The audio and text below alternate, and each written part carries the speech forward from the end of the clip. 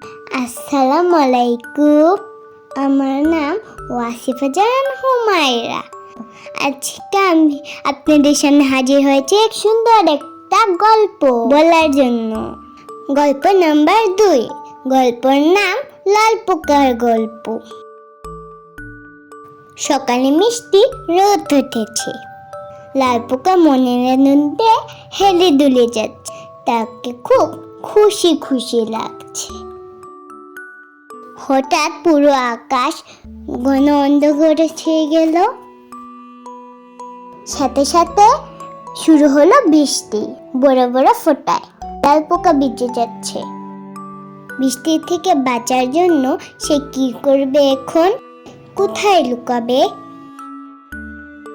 লাল পোকা তাড়াতাড়ি একটা ঘাসের নিচে আশ্রয় নিল, কিন্তু তাতে কাজ হলো না। বৃষ্টি থেকে তাকে ভিজিয়ে দিল। এবার লাল পোকা একটা কাঁটাওয়ালা ডালের মধ্যে আশ্রয় নিল। এবারও কোনো কাজ হলো না। লাল পোকা বৃষ্টিতে ভিজতে লাগলো।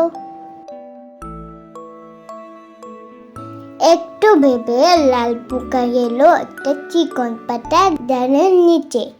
কিন্তু একই, এখানেও তো সে ভিজে যাচ্ছে।